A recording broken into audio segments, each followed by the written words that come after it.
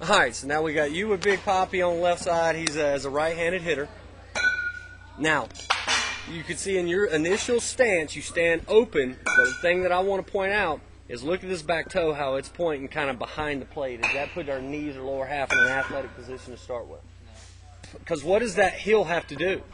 It's got to lift. Now you went from a negative position to make it further for that back heel to get off of, so that we have to get off our backside. You've already put yourself in a bad position to start with. You can see Big Poppy, all you're seeing his toe, heel behind his toe on the left side. Then we go to frame 2, frame 3, frame 4, everything's fine there, and then you can immediately see where those hands start to really jump behind you, get big. Now Big Poppy, he's got his hands down, but watching the next couple frames here as he starts to get that front foot down, where does his hands get to? They get right behind that back shoulder, okay? And now look at his front elbow in relationship to yours. Here's yours. Here's Big Poppy. See the difference? What you're doing is what we call bar arming.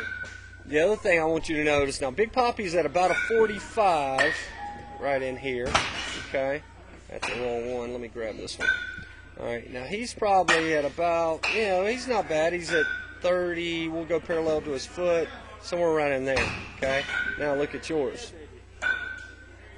Okay, you're really, really open. Okay, now what's going to happen, because that foot's so open, you got to remember he can handle his body a little better than you because he's stronger with his torque. But look how what's going to happen in the next couple frames when we start to move forward.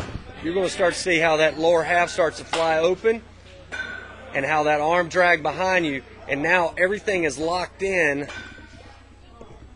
Everything is locked in here behind the ball. Okay, so it's almost like you're hitting falling backwards.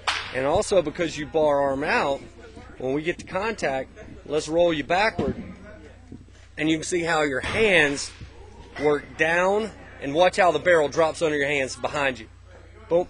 See how there? Now, Big Poppy's hands are below his body, but is he in a more powerful position than you are? Absolutely, because his chest, head, and belly button are down at contact. You've got a chest kind of up in this region, belly button up in this region. Now what is the barrel going to do? It's got no choice but to drag behind you, okay? So really focusing on the lower half, really think about not getting so long on the backside, staying shorter here, okay? In an ideal world, maybe 100 degrees, never going to get to 90, but shortening those hands, so now I can really think chest and belly button down and over contact, okay? Now let's roll you out to contact, and now you can see how, boom, you start to get immediately roll out of the zone.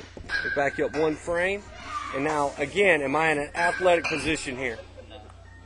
Okay? And it's all about being in an athletic position, because if I'm athletic, I'm strong.